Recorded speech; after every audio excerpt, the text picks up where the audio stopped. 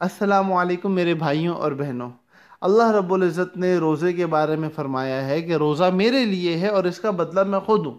رسول اللہ صلی اللہ علیہ وسلم نے روزے کو اسلام کی بنیادوں میں شمار کیا ہے۔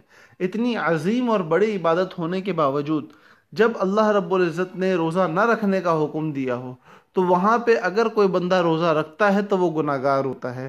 جہاں اللہ رب العزت نے روزہ نہ رکھنے کا حکم دیا ہو وہاں یہ فرض اور نفل اور واجب جیسی بڑی بڑی عبادات میں شمار ہونے والا روزہ مکروہ تحریمی یعنی کہ حرام بن جاتا ہے۔ تو وہ کون سے مقامات ہیں کہ جہاں اسلام نے روزہ نہ رکھنے کا حکم دیا ہے؟ آئے وہ جانتے ہیں۔ یہ دارالفتہ ہے جامعۃ العلوم الاسلامیہ علامہ بنوری ٹاؤن کا، اور فتوے کا لنک انشاءاللہ میں آپ لوگوں کے لیے ڈسکرپشن میں ڈال دوں گا، تو اگر کسی نے دیکھنا ہو تو وہ ڈائریکٹلی اس لنک پہ جا کے اس فتوے کو بڑی آرام سے دیکھ سکتا ہے۔ فتوے کے الفاظ اردو کی عبارت میں آپ کو پڑھ کے سنا دیتا ہوں۔ حضرت کے پاس سوال آیا ہے کہ سال میں کتنے دن روزہ رکھنا جائز نہیں؟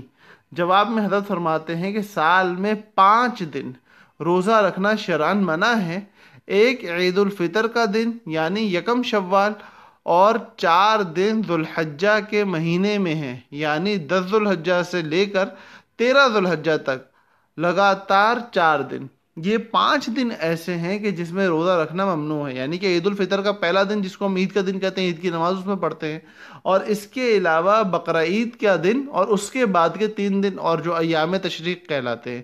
تو یہ کل ملا کے 5 دن ہے جس میں روزہ رکھنا ممنوع ہے، گناہ ہے، مسلمانوں کو یہ کام نہیں کرنا چاہیے، اور یہ سوچ لینا چاہیے کہ جو اللہ روزے کو عبادت بناتا ہے وہی اللہ روزہ رکھنے کو گناہ بھی بناتا ہے۔ تو اصل کرنے والی ذات، اصل فائدہ اور نقصان پہنچانے والی ذات، اصل نفع اور نقصان کی مالک ذات وہ اللہ کی ذات ہے۔